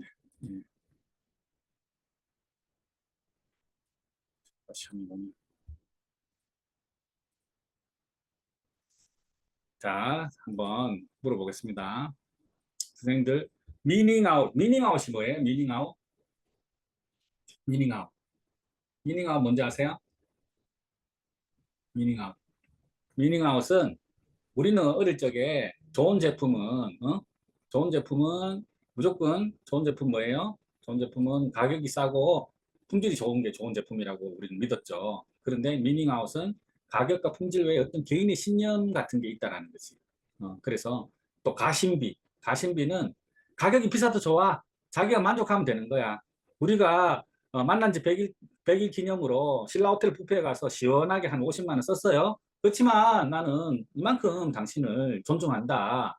가격을 표시하는 거죠. 그래서 가격은 높지만 그래도 마음의 만족. 그리고 바이콧은 뭐예요? 보이콧은 불매운동이에요. 바이콧은 뭐죠? 사주는 운동. 착한 기업에 대해서 돈줄 뭐 이렇게 사주는 것 이런 거를 우리가 이제 MZ 세대의 가치 소비라 그러죠. 그러니까 가치를 위해서 그러니까 가격이 전부가 아니다라는 거지. 가치를 위해서 돈을 투자할 수 있는 그런 사람들이 MZ 세대다. 그리고 여기서부터 자 여기 그리고 이제 아까 저 설명드린 MZ 세대가 이제 이렇게 MZ 플러스 에코 합쳐져서 MZ코라는 표현도 있고 또 MZ 세대들은 나는 가치 소비자다. 80%가 나는 가치 소비자다. 가장 관심 있는 ESG 분야는 환경이다. 네. 자 그리고 오늘날의 MZ 글로벌 소비자들도 이렇게 이제 가치 소비, 고관여 소비자. 또 자기가 좋아하는 브랜드는 지속 가능한 경영을 희망하는 거지. 또 지속 가능한 제품, 지속 가능이란 말이 ESG의 다른 말이거든요. 그렇게 하고 그 다음에 또 여기 보시면은 올해 소비자 트렌드 키워드 중에 기후 감수성이라는 게 기후 감수성. 소비자 트렌드 키워드 이런 거 있잖아요. 근데 이게 7등이라는 게 8등이라는 게 큰 의미가 없어요. 그만큼 이제 기후 감수성은 뭐냐? 기후 위기 및 문제에 대해서 적극적으로 대응하는 게 기후 감수성이죠. 기후 감수성. 여기 이제 또 그린워싱. 아까 여러분들 문제 풀었던 거 있잖아요. 그린워싱. 그린워싱은 친환경 경영을 하는 것처럼 하지만 가짜로 하는 거예요. 위장 환경주의. 이거 이제 우리가 찾아내야 되는 거죠. 그리고 여기 옆에 있는 거는 말이 없는데 이게 바로 그린 퍼티그입니다. 내가 환경을 위해서 노력을 많이 했는데도 불구하고 날씨가 점점 더워져. 기후가 점점 안 좋아지는 거야. 아, 근데 나 하나 따위가 해서는 소용이 없구나 라고 이렇게 좌절하는 게 바로 그린 퍼티그예요. 자, 이제 이런 것들을 우리가 이제 경계해야 되고 이렇게 되지 않도록 우리가 노력을 해야 되는 거죠. 자, 그리고 우리가 이제 잠깐만요. 이제 스튜어드십 코드. 우리가 이제 지금 이제 투자 쪽으로 이제 오늘 여기 투자자 지금 이제 9시 40분인데 사실은 제가 인공지능과 ESG까지 오늘 하려고 했거든요. 그래서 이 부분은 좀 빨리 좀 넘어갈게요. 스튜어드십 코드 아까 우리 퀴즈를 통해서 했었죠. 스튜어드가 뭐라고요? 스튜어드는 옛날에 집사야, 집사. 그래서 스튜어드십 코드란 말은 요 상식으로 알아두셔야 되는데 ESG 하시면은 스튜어드십 코드라는 거는 마치 서양의 충실한 집사처럼 이 자산을 연기금이나 이런 자산 운영하는 기관에서 ESG 경영을 잘 하는 회사에 투자를 하겠다라는 게 바로 스튜어드십 코드. 뭐 그 말고도 많지만은 ESG 분야에서는 그런 뜻이다라는 거죠. 그래서 이제 이 블랙락이라든지 네덜란드 연기금이라든지 노르웨이 은행도 이 석유가 많이 나와서 돈이 엄청 많거든요. 그래서 이렇게 ESG 열심히 하지 않는 데는 투자하지 않겠다. 근데 대부분 글로벌 대기업들은요, 이런 세계적인 투자자들이, 연기금이 투자자들이 다 주식을 갖고 있거든요. 그래서 이 사람들이 투자를 하지 않겠다 하면은 그게 되게 큰 타격이 있는 거예요. 그래서 전 세계에서 가장 큰 투자 기관인 블랙락이라는 회사에서 블랙락의 레디 핑크 회장이 ESG 경영을 하지 않는 회사에는 투자하지 않겠다라고 선언을 해버린 거예요. 투자의 최우선 순위로 ESG. 블랙락 회장이 뭐 선언을 하는 말도 우리랑 무슨 상관이 있느냐라고 생각하기 쉽겠지만 블랙락은 우리나라에서도 코스피 시가 종액 100대 기업 중에 82곳에서 대주주인 거예요. 블랙락이 2대 또는 3대 대주주인 기업이 57곳, 네 번째 대주주인 것이 25곳. 그래서 총 82곳이 2대, 3대, 4대 대주주의라는 거죠. 그래서 블랙락이 투자하지 않겠다 그러면은 골치 아픈 거예요. 자, 그리고 이제 ESG 관련 규제, 요거 이제 제가 자료를 드릴 테니까 나중에 보는데 2025년 올해가 이게 원래 이제 중요한 해였어요. 그래서 국내에서 자산 2조 원 이상은 기업 경영 보고서도 내야 되고 이랬는데 1년 유예됐어요. 1년. 내년부터. 그래서 내년 되면은 또 ESG 엄청 떠들한 그 상황이 됐어요. 그리고 지금 이 기후가 너무너무 심각해지고 있기 때문에 사람들이 피부를 느끼고 있거든요. 정말 이러다가 지구가 멸망하겠구나 이런 생각을 막 하는 거지. 그래서 ESG에 대한 관심이 점점 더 높아지는 거예요. 뭐 지속 가능 경영 보고서 기준 이거는 너무 이런 거는 이제 중요하지 않습니다. 근데 보통 GRI라든지 이런 거 SASB 이런 거를 씁니다. 우리나라에서는 90%가 GRI를 씁니다. 근데 지속 가능 경영 보고서 이게 그렇게 우리 일상삼하고 중요하지 않아요. 관계가 많지 않아요. 그래서 뭐 이런 게 있다 정도만 아시면 되는 거예요. 그래서 ESG 경영지표 TCFD 권고안이라는 것도 이거는 기후 변화와 관련된 재무 정보를 공개해라. 이런 뜻이에요. 기후 ESG 전체가 아니고 기후변화 관련된 재무정보를 공개하는 뜻이고요. 이것도 한번 읽어보시기 바라고, 그 중요한 게 아니에요. 그래서 지속가능 경영 보고서 내년부터 해야 됩니다. 내년부터. 자산 2조 원 이상의 대기업들은 내년부터 해야 됩니다. 그런데 내년부터 하는데 자산 2조 원 이상 대기업이 몇 개인데, 하지만 그 대기업이 협력업체가 많잖아요. 1차 협력업체, 2차 협력업체 많기 때문에 여기 거의 다 걸리는 거예요. 그래서 그걸 이제 그 스코프 1, 2, 3 그러는데, 자, 지속가능 경영 보고서 그냥 넘어가겠습니다. 나중에 영상 보시고요. 지속가능 경영 보고서 작성은 이런 식으로 한다. 이건 우리하고는 별 상관이 없어요. 그런데 굉장히 머리 좋으신 분이 이거를 인공지능 교육을 하면서 지속가능 경영 보고서를 마치 인공지능으로 자동적으로 만들 수 있는 것처럼 포도를 해가지고 비싸게 뭐 몇백만 원씩 이게 교육비를 받아서, 그 사람 사기꾼 같아. 결국은 필요도 없는 교육을 말이지. 그래서 그 기업체 담당자들은 뭐 몇백만 원 들더라도 이거 듣고 싶거든요. 그 기업이 돈 내니까 했는데, 기업체 담당자들이 그 교육 인공지능 뭐 생성형 AI 해가지고 지속가능 경영 보고서 못 만듭니다. 만들 수가 없어요. 뭐 만들어도 그 보고서를 그냥 여기 전문가들이 바로 검증을 해야 돼. 외부 전문가들. 그렇기 때문에 인공지능 가지고 지속가능 경영 보고서 만든다 하는 거는요, 뭐 거짓말이에요. 근데 우리하고 상관이 없어요. 그래서 이쪽으로 가면 안 돼요. 여러분들이 이제 그런 거 아시라고 내가 넣어놓은 거고요. 스코프 1, 2, 3는 이런 거예요. 스코프 1은, 이거 스코프 1, 2, 3도 되게 많이 나오거든요. ESG 얘기할 때. 이것도 처음 들으면, 이거 뭐지? 라고 하는데, 겁먹지 마시고. 스코프 1은 직접적으로 온실가스를 배출하는 원을 스코프 1이라고 해요. 기업이 직접적으로 소비한. 그래서 발전이라든지, 연료를 태운다든지, 가축을 사육한다든지, 직접적인 거. 스코프 2는 기업이 구입하는 거야. 예를 들어서 전기를 쓴다든지, 물을 사용한다든지, 폐기물을, 이게 바로 이제 간접적인, 내가 한 건 아니지만 내가 기업 활동을 통해서 쓰는 거지. 세 번째, 이게 제일 골 때리는데, 기업의 경계외, 협력업체, 출장, 출퇴근, 프랜차이즈 이런 것들 가지고 스코프 3에 다 포함, 스코프 3라는 거죠. 스코프 3까지 한다 하면 너무너무 힘든 거지. 그래서 지금 이제 미국에서는 스코프 1, 2만 하자. 컨트롤할, 스코프 1, 2만 컨트롤하자. 이런 얘기가 있어요. 근데 뭐 이것도 여러분들 뭐 이런 게 있다. 스코프 1은 이런 거고, 스코프 2는 이런 거고, 스코프 3는 이런 거다. 이 정도만 아시면 되겠습니다. 자, 그러면은 오늘 제일 중요한 것. 자, ESG와 인공지능. 이게 오늘의 주제. 그래서, 자, ESG와 인공지능. 이게 오늘의 주제입니다. 오늘의 주제를 하고, 이제 오늘 수업을 마치도록 할게요. 그리고 수업이 끝나면은, 제가 이거를 이제 그 영상을, 동영상 지금 녹화하고 있는데, 이거를 이제 편집을 해서 올립니다. 왜냐하면은, 필요 없는 것까지 다 넣어서 올리면 여러분들 힘들거든요. 그래서 약간 편집을 해서 올리는데, 그렇기 때문에 시간이 좀 걸려요. 그리고 이 PPT를 또 여기까지 수업한 거를 정리를 해서 또 올립니다. 올리면은, 카페에 올리면은, 이제 그 카페에서 여러분들이 다운로드 받아가지고 공부를 하시면 돼요. 자, 그래서 이제 지금, 마지막 챕터로서 우리가 이제 ESG와 AI 리스크. 자, 주제는 이거예요, 주제는. AI가 ESG에 도움이 되느냐? 아니면 AI가 ESG에, 부정적인 걸 하느냐. 자, 그래서 첫 번째, 부정적인, AI는 ESG의 적이야. 첫 번째가 뭐냐? 첫 번째 부정적인, AI를 학습시키기 위해서는요, 엄청난 에너지가 필요해요. 엄청난 에너지. 여기 보세요. 빅테크 기업의 온실가스 배출량. 왼쪽에 있는 것부터 설명드릴게요. 왼쪽에 있는 거는 뭐냐? AI가 한번 그 AI를 학습시키는 데는 뉴욕하고 샌프란시스코 간의 그 비행기 운영에 무려 300번의 에너지가 필요하다는 거지. 그러니까 에너지를 많이 쓰면 CO2를 많이 내는 거거든요.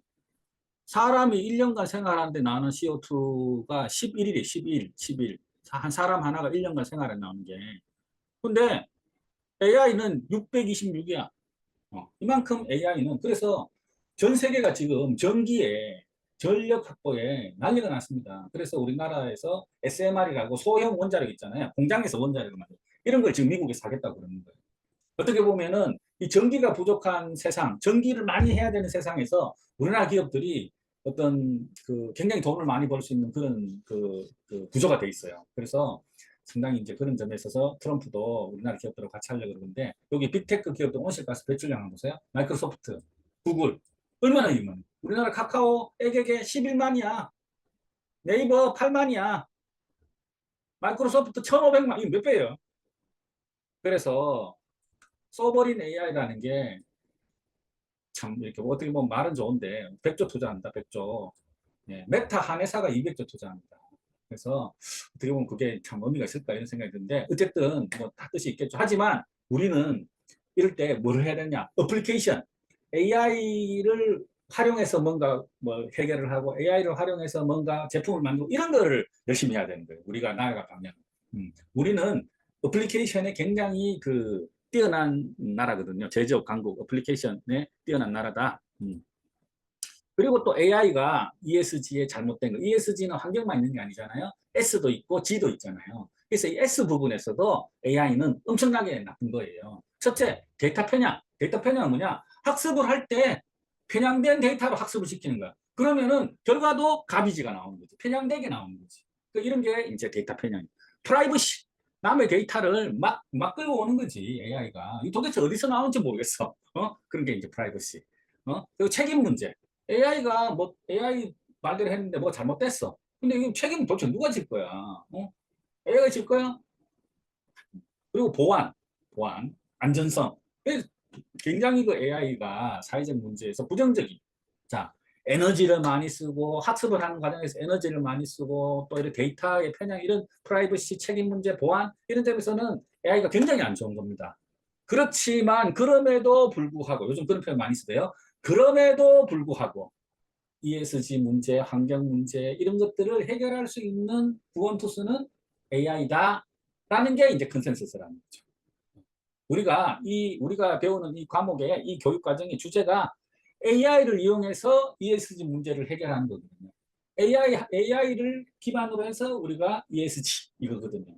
그래서 AI 교육도 해결이 되고 ESG도 해결이 되는 ESG 문제를 해결이 이런 거기 때문에 그러면은 AI를 어떻게 쓰냐? 어떻게 쓰냐? 그래서 ESG 전문가들은 지속 가능성을 위해서 이 AI를 쓴다라는 거지. 지속 가능성을 위해서 AI를 쓴다. 첫째, 데이터 센터 같은 데 있어서도 AI 기반으로 해서 탄소 배출량을 줄이려고 최대한 전기를 줄이려고 그 다음에 공조 시설 있잖아요. 막 그 열이 많으면은 또 막 뜨거우니까 이 공조 시설 이런 것도 AI가 이렇게 해서 어떻게든 에너지를 적게 쓰는.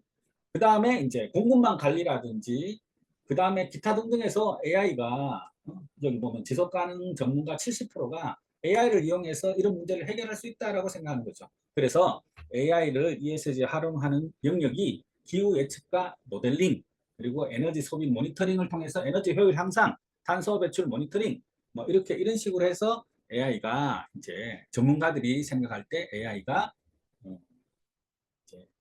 ESG에 긍정적인 역할을 미칠 수도 있다. 그래서 사실은 지금은 AI가 에너지도 많이 쓰고 뭐 데이터 편향도 있고 부정적인 게 많지만 지금은 그래도 AI가 구원투수가 될 수 있지 않을까 이렇게 이제 가고 있습니다. 마지막으로 이걸 잘 정리한 영상이 있고 요거를 보는 거로 해서 마치도록 할게요. 세상에서 가장 쉬운 인공지능 썰, 오늘은 화제가 되고 있는 ESG에 대해서 얘기해줄게. 요즘 여기저기 ESG 이 세 글자 안 들리는 곳이 없지. 블랙록의 CEO 레리 핑크가 그랬지. ESG를 살피면 경영에 대한 인사이트를 얻을 수 있다고. 심지어 기업의 장기 전망도 가능하고 말이야. 블랙록이라는 것은 7조 달러, 우리 돈 8,110조 원을 굴리는 세계 최대 투자사야. 기업들의 돈줄이지. 2020년 연례 사안에서는 화석연료 관련 매출이 전체 매출의 25%를 넘는 기업들은 투자 대상에서 빼겠다. 했지. 돈줄이 ESG 안 지키면 돈 못 준다는데 문제는 아니 이거 지키기 힘들잖아. 기업하면서 돈 벌기도 힘든데 말이야. 그래서 인공지능이 여기도 등판. 기업이 대놓고 나 환경 안 사랑해요. 우리 회사 지배구조 최악이에요. 이런 말 못하잖아. 다 우리 회사 좋다고 하지. 투자하는 입장에서 그 소리 좀 들여다봐야 할 텐데 말이야. 이거 영 골치가 아파. 직원들이 소셜미디어에 뭐라고 남기는지, 환경을 위해 돈은 얼마나 썼는지, 탄소 배출 줄이기 위해 얼마나 노력했는지. 자, 기업의 ESG를 알아보려면 정말 많은 데이터를 구석구석 들여다본 다음에 모아서 일일이 분석해야 하잖아. 자, 데이터? 바로 인공지능 떠오르셨다면 성공! 일단 데이터를 모으고 이렇게 막 밀가루처럼 흩어져 있던 데이터를 모아서 알맞게 반죽해주는, 그러니까 분석을 하는 게 인공지능의 역할이야. 인공지능을 통해서 검색도 하고 자료 수집도 하고 ESG 정보를 모아서 인공지능 모델을 개발하면 끝! 블랙록 같은 투자자들은 이거 보고 여기 괜찮네? 투자만 하면 되는 거지.